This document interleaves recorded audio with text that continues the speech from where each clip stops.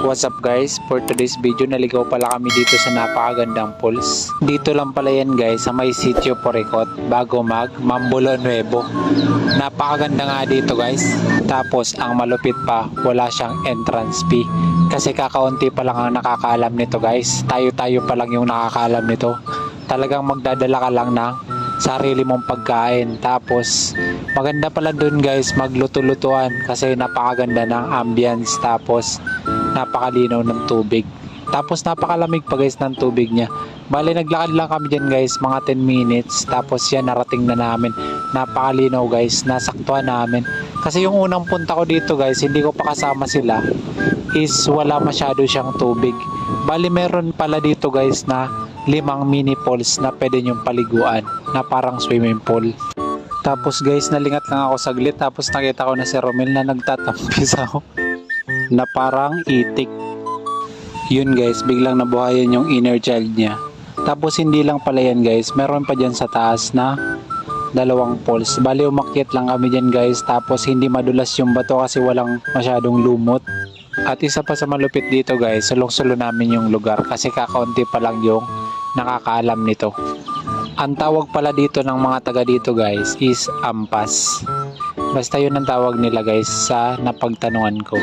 Bali hindi pala natin kasama si Garvin guys kasi busy siya sa trabaho. Tapos guys nandito pala guys si Raymond, kasama rin natin. Ligong-ligo na rin yan guys, nagpipigil lang. Tapos yan guys umakyat na si Romel. Yan, tapos magpapalutang pa yan guys na parang nakasabit na pampers. Tapos guys umakyat na pala kami dun sa falls. Tapos pagkatapos nasa taas na pala kami guys. Tapos may nakita si Romel na rumaragas ang tubig kaya tuwang-tuwa na naman yan guys. Habang kami na Raymond is nagpipigil lang kami guys pero ligong-ligo na rin kami. Bale bago nga kami maligo dito ni Raymond is nagluto muna kami guys ng sinaing kasi wala pa kaming sinaing. Tapos magluluto rin pala tayo guys ng pansit canton mamaya. Ayan, naligo na nga kami ni Raymond guys kasi hindi na namin napigilan. And napakaganda ng tubig guys, malinaw siya tapos kulay blue. Yan, nagpapalutang nga sa Raymond dyan na parang pampers. Tapos yan, hinihipan ko pa yung sinaing dyan guys kasi basa yung panggatong. Yan, humiga na rin ako guys kasi nainggit ako kay Romel. Napakalakas nga ng tubig dyan guys, nahuhubaran ka dyan ng short. Napakaganda nga pumunta dito lalo na yung mga naghahanap ng adventure at nature trip. Napakagandang pumunta dito guys. Tapos wala pa kayong babayaran na entrance fee. Basta magdadala lang kayo ng pagkain guys. Yan, napakaganda nga ng ambience dito guys. Basta sasaktuhan nyo lang na mataas yung tubig kasi pag medyo mababaw guys, hindi masyadong malalim syempre. Tapos yan, pinagluto na tayo ng pansit canton na Raymond and Romel.